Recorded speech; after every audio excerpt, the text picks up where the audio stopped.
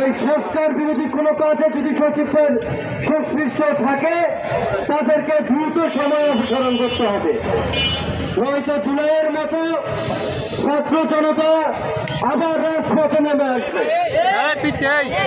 আর আপনারা দেখেছেন সচিবালয়ে কিছুদিন আগে আগুন লাগিয়েছে আমাদের ছাত্র উপদেষ্টাদের হচ্ছে যে ক্যাবিন গুলো আছে ওইখানে। 5 তারিখের পরে এই এলাকায় আনসার আন্দোলনের মাধ্যমে আমাদের হাসনাত আব্দুল্লাহর গায়ে হাত তুলেছে। আমরা আজকে বলতে চাই এটা হচ্ছে এই সচিবের ইন্ধনে এই রাস্তায় ছাত্র জনতার রক্ত ধরিয়েছে। আমাদের আসিফ মাহমুদ তার অফিস খুলেছে এই সচিবের ইন্ধনে।